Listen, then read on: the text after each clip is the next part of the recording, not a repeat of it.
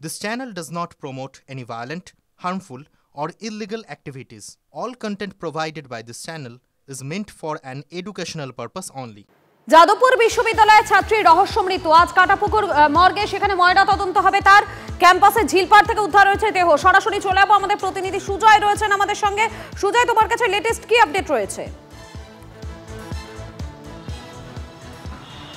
দেখো এখনো পর্যন্ত যেটা জানা যাচ্ছে পরিবারের সদস্যদের তরফ থেকে এখনো পর্যন্ত কোনো অভিযোগ দায়ের করা হয়নি তার কারণ তারা ময়নাতদন্তের রিপোর্টের অপেক্ষা করছেন বা প্রাথমিক রিপোর্টের অপেক্ষা করছেন এবং পুলিশ সূত্রে যেটা জানা যাচ্ছে যে এই অনামিকার দেহের ইনকোয়েস্ট করা হবে ম্যাজিস্ট্রেরিয়াল ইনকোয়েস্ট করা হবে অর্থাৎ ম্যাজিস্ট্রেটের সামনে ভিডিওগ্রাফি এবং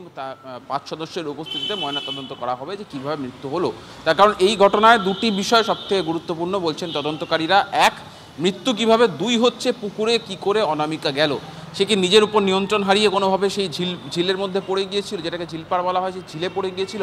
নাকি কেউ তাকে ধাক্কা মেরেছিল এই বিষয়গুলি খুবই গুরুত্বপূর্ণ কিন্তু পুলিশের কাছে তদন্তের প্রথমেই বাধা বা যেটা সমস্যা হচ্ছে সেটা হচ্ছে ঘটনাস্থল সেটা কোনো সিসিটিভি ক্যামেরার আওতার মধ্যে নেই যেখানে গোটা ঘটনাটা ক্যাপচার হবে এরকম কোনো ছবি বা ভিডিও তদন্তকারীদের হাতে নেই ফলে কিভাবে সে পড়ে গেল সেটা পুলিশের পক্ষে এখন জানা সম্ভব নয় তাই তারা একাধিক প্রত্যক্ষদর্শী যারা যখন সেই অনুষ্ঠান হচ্ছিল যারা দেখেছেন যারা তাকে জল থেকে তুলেছে তাদের উপর বা তাদের বয়ানের উপরে ভরসা করা হচ্ছে যে কীভাবে সে সেখানে পৌঁছলো একই সঙ্গে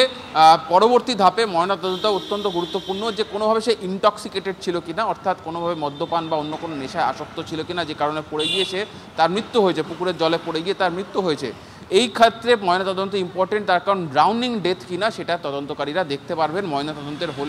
প্রক্রিয়া সম্পন্ন হলেই পাকস্থলিতে বা স্টমাকে সেখানে কোনো রকম এই ধরনের কোনো ফ্লুইড পাওয়া যায় কিনা যেটা দিক নির্দেশ করে যে সে নেশাগ্রস্ত ছিল কিনা তার পাশাপাশি ড্রাউনিং ডেথ অর্থাৎ ফুসফুসের মধ্যে যদি জল পাওয়া যায় পাকস্থলিতে যদি জল পাওয়া যায় সেখান থেকেও তদন্তকারীরা মনে করবেন যে কোনোভাবে জলে পড়ে গিয়ে সেই জল শরীরের ভিতরে প্রবেশ করা ফুসফুসে চলে যাওয়ায় তার মৃত্যু হয়েছে এবং কিন্তু প্রশ্ন তারপরেও থেকে যায় যে কিভাবে তার মৃত্যু হলো কিভাবে সে জলে পড়লো সেই বিষয়টা কিন্তু এখন বাধা পেতে হচ্ছে এবং আরও একবার এই ঘটনা চোখে আঙুল দিয়ে দেখালো যে এই শিক্ষাঙ্গনে এই যাদবপুর বিশ্ববিদ্যালয়ের সিসিটিভির প্রয়োজনীয়তাটা কোথায় একের পর এক বিভিন্ন ঘটনায় দেখা যাচ্ছে পুলিশের তদন্তে বাধাপ্রাপ্ত হচ্ছে এর আগে দেখা গিয়েছিল যে র্যাগিংয়ের যে এক ছাত্রকে ফেলে দেওয়ার অভিযোগ সেক্ষেত্রেও সিসিটিভি ছিল না তদন্তে বেগ পেতে হয়েছিল আর এক্ষেত্রেও তদন্তে বেগ পেতে হবে কিছু সময় আগেই আমরা অনামিকার বাবার সঙ্গে কথা বলি তিনি জানান যে তিনি ঘটনা সম্পর্কে কিভাবে কি ঘটলো সে সম্পর্কে তার কাছে কোনো তথ্য নেই তিনিও অপেক্ষা করছেন পুলিশি রিপোর্টের অর্থাৎ পুলিশ যেটা তদন্ত করবে পুলিশ যেভাবে তদন্ত নিয়ে যাবে সেটার উপরে তার ভরসা রয়েছে এখনো পর্যন্ত কোনো অভিযোগ নেই তবে ময়নাতদন্ত প্রক্রিয়া সম্পন্ন হলে সেখানে যে প্রাথমিক রিপোর্ট উঠে আসবে তার উপর পরিবারের সদস্যরা অর্থাৎ বোঝা যাচ্ছে ময়নাতদন্তের প্রক্রিয়া শেষ হওয়ার পরেই কিন্তু পুরো বিষয়টা স্পষ্ট হবে অন্তত এমনটাই মনে করা হচ্ছে ধন্যবাদ তোমাকে সুজয় অপরদিকে কারোর বিরুদ্ধে কোনো অভিযোগ নেই পুলিশ যা করার করবে এমনটাই বলেছেন যাদবপুরের নিহত ছাত্রীর বাবা বন্ধুর সঙ্গে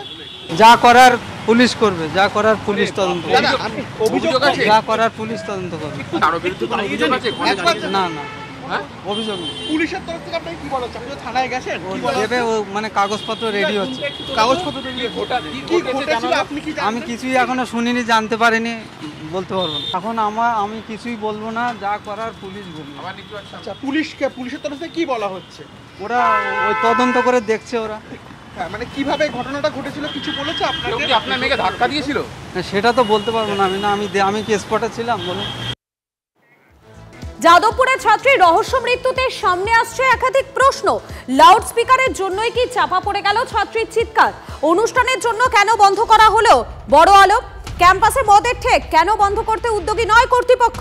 সিসিটিভি বসানোর সিদ্ধান্ত হলেও বাস্তবে হচ্ছে কই নিরাপত্তা রক্ষীদের ঘরের পাশেই এই ঘটনা নজরদারি কোথায় রয়েছে সব অনুষ্ঠানেই অনুমতি কর্তৃপক্ষের কেন কিছু যাচাই করা হয় না উঠছে প্রশ্ন যাদবপুর বিশ্ববিদ্যালয়ের এই ঝিলের উপরে আমরা দাঁড়িয়ে রয়েছি এই কাঠের সাঁকো রয়েছে এই সাঁকো কালকেও অপারেটিভ অবস্থায় ছিল এবং এই সাঁকোর থেকে বাঁ দিকে যে ঝিল রয়েছে সেই ঝিলেই কিন্তু পড়ে মৃত্যু হয়েছে যাদবপুর বিশ্ববিদ্যালয়ের 3য় বর্ষের ছাত্রীর এবং এই ঝিল নতুন করে খনন করা হয়েছিল গভীরভাবে এই ঝিল খনন করা হয়েছে সেই জায়গায় কালকে 9:55 নাগাদ রাত্রিবেলা এই পড়ুয়া যেটা সূত্রের দাবি মদ্যপ অবস্থায় বন্ধুদের সাথে আড্ডা মারার সময় শৌচালয়ে যায় এবং শৌচালয়ে যাওয়ার পরেই কিন্তু সেখানে পড়ে গিয়ে তার মৃত্যু হয়। আমরা দেখতে পাচ্ছি এখনও ঝিলে কিন্তু মদের বোতল পড়ে রয়েছে এবং এভাবেই কিন্তু যাদবপুর বিশ্ববিদ্যালয়ের সামগ্রিক সুরক্ষা, রাতের ক্যাম্পাসের নিরাপত্তা নিয়ে বড়সড় প্রশ্ন উঠে যাচ্ছে। এবং এই ঝিল যথেষ্ট গভীর, প্রায় 10 ফুট গভীর সাইডের দিকগুলো, সেখানেই কিন্তু এই মর্মান্তিক ঘটনা ঘটে গিয়েছে, যেখানে কিন্তু যাদবপুর বিশ্ববিদ্যালয়ের ক্যাম্পাস সুরক্ষা, যাদবপুর বিশ্ববিদ্যালয় কর্তৃপক্ষের অবস্থান নিয়ে প্রশ্ন তুলছে শিক্ষা মহলের একটা বড় অংশ। এর আগেও দোলের সময় যাদবপুর বিশ্ববিদ্যালয়ের অন্য একটি ঝিলে পড়ে মৃত্যু হয়েছে। যাদবপুর বিশ্ববিদ্যালয়ের এই ঝিলগুলোর ক্ষেত্রে আরও বেশি সতর্কতা অবলম্বন করা উচিত, এমনটাই দাবি পড়ুয়াদের। ক্যামেরায় সমরের সঙ্গে সুমন, TV9 বাংলা, যাদবপুর বিশ্ববিদ্যালয়, কলকাতা। এলাকার মেয়ের মৃত্যুতে শোকস্তব্ধ নিমতা। ক্যামেরার সামনে কান্নায় ভেঙে পড়লেন যাদবপুরের নিহত ছাত্রীর প্রতিবেশীরা। সরাসরি চলে যাবো, আমাদের সঙ্গে রয়েছেন আমাদের প্রতিনিধি অনন্ত রয়েছেন। অনন্ত, যারা প্রতিবেশীরা রয়েছেন তারা কি বলছেন? নিহত ছাত্রী তিনি কেমন ছিলেন স্বভাবের? দেখো, এই সেই বাড়ি, সেই ছাত্রীর বাড়ি, যাদবপুরের তৃতীয় বর্ষের, বাড়িতে তালা দেওয়া। এই রাস্তা দিয়ে যেই যাচ্ছেন সে অন্তত একবার এই বাড়িটার দিকে তাকিয়ে যাচ্ছেন।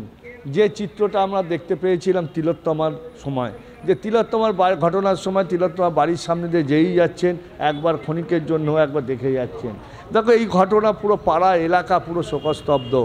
মানুষ সবাই চাইছে যে এত একটা ভালো মেয়ে, যদিও এর ভালো পরিচিত আছে এলাকায়, হ্যাঁ, নামে খুব ভালো মেয়ে বলে এলাকায় পরিচিত,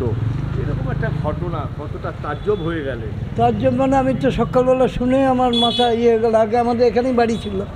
এখন চলে গিয়েছি মাঝারিতে বাড়ি বিক্রি করে। প্রায় দিনই আমার নাতিকে নিয়ে আসতাম, তো ওর মা মিষ্টু সবাই সঙ্গে ওখানে নাতি ইয়ে কথাবার্তা বলতো। মেয়েটাকে তো কোনোদিন আমাদের নজরে খারাপ দেখিনি। ভালো মানে খুবই ভালো, লেখাপড়াই ভালো ছিল, ব্যবহার অতীব চমৎকার। অর্থাৎ প্রতিবেশী যারা রয়েছেন তারা বলছেন যে নিহত ছাত্রী তিনি স্বভাবে ভালো ছিলেন, লেখাপড়ায় ভালো ছিলেন, প্রতিবেশীদের সঙ্গে তিনি ভালো ব্যবহার করতেন। তার এই আকস্মিক মৃত্যুতে প্রত্যেকেই কিন্তু এই মুহূর্তে শোকস্তব্ধ।